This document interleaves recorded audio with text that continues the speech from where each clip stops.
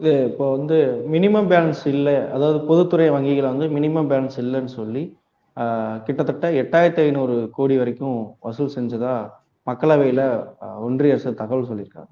இந்த விஷயத்தை எப்படி பாக்குறீங்க? ரொம்ப அநியாயமான விஷயம் இது. அதாவது வந்து முதல்ல மினிமம் பேலன்ஸ் அப்படிங்கிறதே வந்து ஒரு கொள்ளையடிக்கிற ஏற்பாடுங்க. இப்போ நீங்க சாதாரண மக்கள், நீங்க சேவிங்ஸ் பேங்க்ல டெபாசிட் வச்சிருக்கீங்க வச்சுங்க, நீங்க கலைச்செல்வன், நீங்க வந்து ஒரு அக்கௌண்ட் வச்சிருக்கீங்க, ஒரு இந்தியன் பேங்க்ல அக்கௌண்ட் வச்சிருக்கீங்க. உங்களுக்கு எவ்வளவு இன்ட்ரெஸ்ட் தராங்க? 3%, 3.25%, 3.5% தான் இன்ட்ரெஸ்ட் தராங்க. ரிசர்வ் பேங்க் எவ்வளவு தர சொல்லியிருக்கு? 6% வரைக்கும் இன்ட்ரெஸ்ட் தரலாம்னு சொல்லியிருக்கு.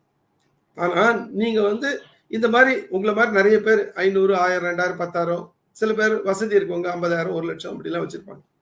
இந்த பணம் எல்லாம் சேர்ந்து வங்கி கடன் கொடுக்குது. வங்கி கடன் கொடுக்கும்போது எவ்வளவு கடன் கொடுக்குது? 10%, 11%, 12%, 13% கூட கடன் கொடுக்குறாங்க. ஒரு பெரிய ஸ்ப்ரெட், ஒரு 8, 10% ஸ்ப்ரெட் வச்சிருக்காங்க. அந்த கடன் கொடுப்பதற்கு ஆதார நிதியாக எவ்வளவு இருக்கோ அதுல ஒரு கணிசமான தொகை வந்து இந்த சேவிங்ஸ் பேங்க் கஸ்டமர்ஸ் கொடுக்குறாங்க. ஒரு 10%, 15% நிதி என்பது அந்த கடன் கொடுக்கக்கூடிய நிதி வந்து இந்த எஸ்பி கஸ்டமர்ஸ் சேமிப்பு கணக்கு வைத்திருப்ப கொடுக்குறாங்க. இந்த நிதியிலிருந்து இந்த பொதுத்துறை வங்கிகள் அல்லது தனியார் துறை வங்கி, எந்த வங்கியா இருக்கட்டும், அவர்கள் பெறக்கூடிய அந்த லாபம் இருக்கு பார்த்தீங்களா, அபரிமிதமான லாபம். அப்போ இந்த சேவிங்ஸ் பேங்க் கஸ்டமர்ஸுக்கு அவங்க கிட்ட எதுக்குமே அவங்க சர்வீஸ் சார்ஜ் போடக்கூடாது. இன்னைக்கு ஸ்டேட் பேங்க்ல வந்து 2020 இருந்து மினிமம் பேலன்ஸுக்கு சார்ஜே கிடையாது, நில். ஆனால் மற்ற அரசு வங்கிகள் வந்து சார்ஜ் பண்றாங்க. ஏன்?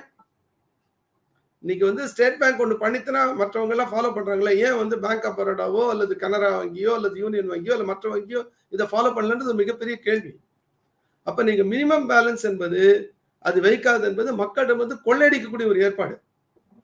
ரிசர்வ் பேங்க் சர்க்குலர் வந்து ரொம்ப தெளிவா சொல்லுது, நீங்க மினிமம் பேலன்ஸ் வேணும்னா நீங்க அக்கௌண்ட் ஓபன் பண்ணும்போதே ஒரு அர்பன் சென்டர்ல உதாரணத்துக்கு 2000 ரூபாய் மினிமம் பேலன்ஸ், ஒரு ரூரல் சென்டர்ல 1000 ரூபாய்னா நீங்க அந்த கஸ்டமருக்கு தெரிவிக்கணும், நாங்க 2000 ரூபாய் மினிமம் பேலன்ஸ் நீங்க வைக்கணும், மந்த்லி ஆவரேஜா வைக்கணும், இல்ல குவார்டர்லி ஆவரேஜா வைக்கணும், வைக்கலன்னா நாங்க உங்களுக்கு ஒரு சார்ஜ் போடுவோம் அப்படின்னு சொல்லணும்னு ரிசர்வ் பேங்க் கைட்லைன் இருக்கு, 2002லயே இருக்கு. அதை இவங்க ஃபாலோ பண்றாங்களா? அரசு வங்கிகள்லாம் ஃபாலோ பண்றது இல்லை.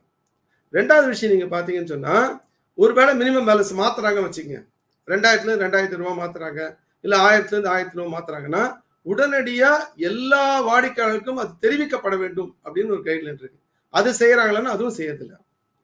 மூணாவது விஷயம் என்னன்னா, அப்படி வாடிக்கையாளர்களுக்கு குறைந்தபட்ச பேலன்ஸ் இல்லைன்னு சொன்னா அவங்களுக்கு நீங்க அறிவிக்கணும், அந்த வாடிக்கையாளருக்கு நீங்க தெரிவிக்கணும், எப்பா உன் அக்கௌண்ட்ல வந்து மினிமம் பேலன்ஸ் இல்லை, இதனால நீ வந்து ஒரு மாசம் அவங்களுக்கு டைம் கொடுக்கணும். ஒரு மாசம் டைம் கொடுத்து இந்த ஒரு மாதத்திற்குள் நீங்க அந்த மினிமம் பேலன்ஸ் நீங்க மெயின்டைன் பண்ணலன்னா உங்களுக்கு நாங்க சார்ஜ் போடுவோம்னு சொல்லி ஒரு அறிவிப்பை கொடுத்து ஒரு மாசம் கழிச்சு தான் அவங்க வந்து ஃபைன் போடணும்னு இருக்கு. அதையும் செய்யறது இல்லை. அதுக்கு அடுத்த கைட்ல என்ன சொல்லுதுன்னா, மினிமம் பேலன்ஸ் இல்லைன்றதுக்காக வந்து ஒருத்தர்கிட்ட வந்து 300 ரூபாய் தான் இருக்கு, அவர் வந்து நீங்க 3 தடவையில வந்து 100 ரூபாவோ அல்லது 2 தடவையில 150 ரூபாய் போட்டு அந்த மினிமம் பேலன்ஸ் சார்ஜ் எடுத்துறீங்க. அப்புறம் அடுத்த மாசம் பார்க்கும்போது அல்லது அடுத்த குவார்டர்லி பார்க்கும்போது அவரோட அக்கௌண்ட் நெகட்டிவா போயிடுது வச்சுங்க, இன்னொரு 150 ரூபாய் டெபிட் பண்ணா அது நெகட்டிவா -150 வரும். அப்படி எக்காரணம் கொண்டும் வங்கி கணக்கு வந்து நெகட்டிவ் பேலன்ஸ்ல போகக்கூடாதுன்னு கைட்லைன் இருக்கு. இது எதையுமே அரசு வங்கிகள் ஃபாலோ பண்றது இல்ல, தனியார் வங்கிகளும் ஃபாலோ பண்றது இல்ல. இந்த எந்த கைட்லைனும் ஃபாலோ பண்றது இல்ல. பல பேர் அக்கௌண்ட்ல நீங்க போனீங்கன்னா டார்மெண்ட் அக்கௌண்டா இருக்கும், ஆப்ரேட் பண்ணிருக்க மாட்டாங்க. என் பேலன்ஸ் எவ்வளவுங்கன்னா -8000 அது அது அது வந்து மார்க் பண்ணி பிடிச்சி வச்சுக்கோ. என்னோட நண்பர் ஒருத்தர் வந்து அவருக்கு வந்து இந்த மகளிர் உரிமை தொகைக்காக அவரோட மனைவிக்கு ஓபன் பண்ண அக்கௌண்ட்ல ஒரு அரசு வங்கிக்கு போனார்னா அங்க வந்து அவரோட அக்கௌண்ட் வந்து -8000 காமிக்குது. 8 மாசம் வந்த பணம் முழுக்க அந்த குடும்பத்துக்கு மாநில அரசாங்கம் செய்த ஒரு மிகப்பெரிய சேவையின் மூலமாக அல்லது கிடைக்கக்கூடிய அந்த 8000 ரூபாய் இந்த மினிமம் பேலன்ஸ் இல்லைன்றதுக்காக அந்த அரசு வங்கி பிடிச்ச அந்த சார்ஜுக்கு போய் சேருது. இதெல்லாம் ரொம்ப கொடுமையான விஷயம். மினிமம் பேலன்ஸ் இல்லைன்றதோ அல்லது ஏடிஎம்ல 5 தடவைக்கு ஏடிஎம் எதுக்காக இருக்கு?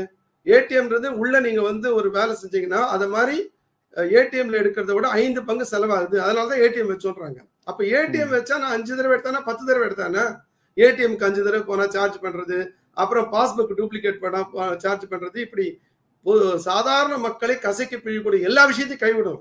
ஏன்னா இந்த அரசு வங்கிகளும் தனியார் வங்கிகளும் சேர்ந்து கடந்த 10 வருஷத்துல கிட்டத்தட்ட 14,50,000